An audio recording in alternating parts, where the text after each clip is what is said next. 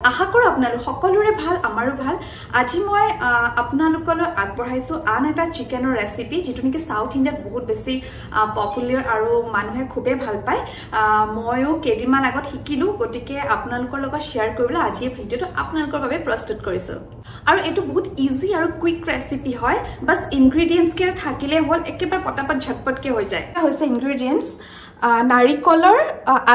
আধা ফাল তাৰপাছত হুকান জলকে তিনিটা তেজপাত দুখিলা নহৰু 12টা 15টা মান লব পাৰে সফ 1 চামুচ তাৰপাছত মই লৈছো বাদাম এইকেটা মানে ধৰক কিমান 3 চামুচ মান হ'ব পিয়াজ দুটা বিলাহী তিনিটা আৰু আদা দুটুকুৰা লং 3-4টা মান আৰু ডালচিনি কেইটামান টুকুৰা মানে ইমানটো মানৰ হলে এটা পিস হৈ যাব আৰু লগতে জিমত পপি সিডস এইকেটা বস্তু মই চপ কৰি লৈ ফ্ৰাই কৰি দেখুৱাই আছো মই হাফ কেজি চিকেন লৈছো মান তেল দিলো দি পলা এতিয়া যিখিনি আমাৰ ইনগ্ৰেডিয়েন্টস আছিল হেখিনি আমি প্ৰথমতে ইয়াতে ফ্ৰাই কৰি লম ফ্ৰাই কৰাৰ পাছত আমি ধুনিয়া পেষ্ট এটা উলিয়াই লম কেৰাহী 3 চামুচ মান তেল দিছো তেলটো গৰম হোৱালৈ ৰৈছো তাৰ পাছত ইনগ্ৰেডিয়েন্টস যিখিনি মই প্লেটত দেখুৱাইছো হেখিনি অকনমান ফ্ৰাই কৰি লম তাৰ পাছত ফ্ৰাই কৰি উলিয়াই ঠাণ্ডা হোৱাৰ পাছত আমি তাৰ পেষ্ট উলিয়াম ইনগ্ৰেডিয়েন্টস গুটেখিনি দি দিছো এটা নাৰিকলখিনি অলপমান পাতলাকে এনেকৈ ফ্ৰাই কৰি মানে কাটি লৈছো কাটি ললে মিক্সিত পিচিবৰ কাৰণে সুবিধা হয় এইখিনি মই অকনমান ফ্ৰাই কৰি লম তাৰ পাছত বিলাহীখিনি দি দিম এতিয়া মই বিলাহীখিনি দি অকনমান সময়ৰ বাবে ঢাকি থম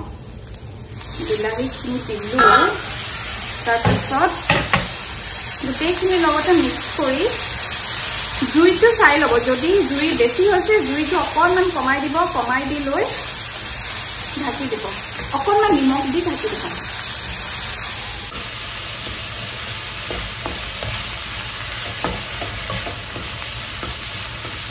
যেটো ফ্ৰাই কৰি আছো এটো বৰ বেছি সময়ৰ বাবে নহয় খুব বেছি 3 মিনিট 4 মিনিট হিমানে ম্যাক্স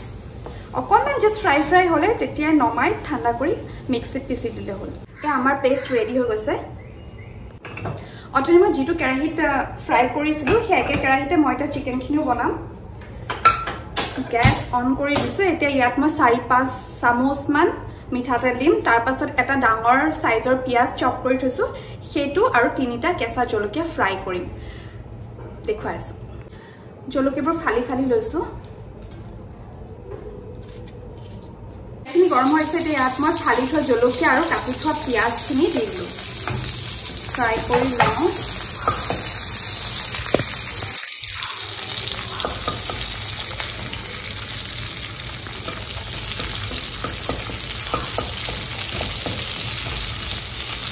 পিয়াজখিনি ফ্ৰাই হৈ আহিছে এতিয়া মই চিকেনখিনি দি দিম চিকেনখিনি মই 1 ঘণ্টা মান আগতে মেৰিনেট কৰি থৈছিলো মই চিকেনখিনি ভালদৰে ধুই লৈ ইয়াত নেমু নিমখ red chili powder chicken masala আৰু অকনমান দৈ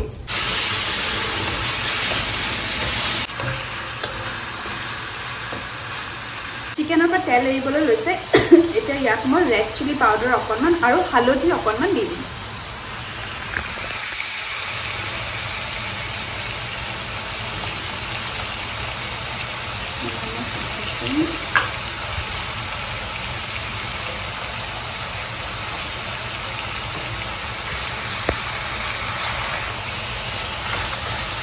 গ্যাস কিন্তু ফুল আছে ফুল গ্যাস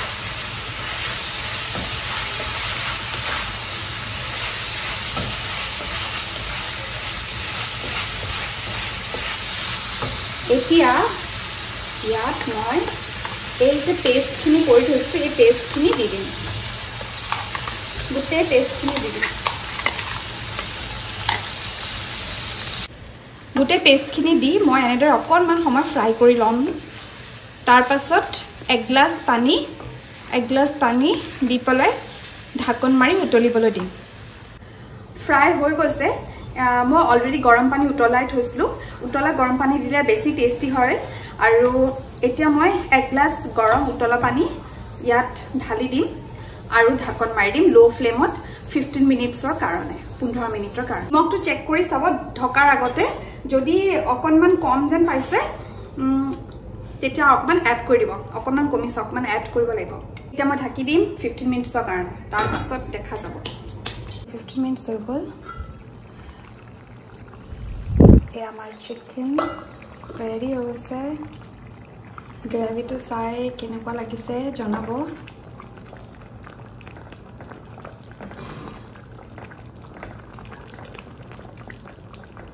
চিকেন অলমোস্ট ৰেডি হৈ গৈছে এতিয়া লাষ্টত বাস অকনমান ধনিয়া পাত কাটি দি দিম হিমানে আপোনালোকে ট্ৰাই কৰি চাবচোন আৰু জনাবলৈ নাপাহৰিব কেনেকুৱা পালে আপোনালোকে যদি মোৰ চেনেলটো সাবস্ক্ৰাইব কৰা নাই তেনে হলে সাবস্ক্ৰাইব কৰিব নাপাহৰিব লাইকস আৰু কমেন্টস কৰি থাকিব till then take care bye বাই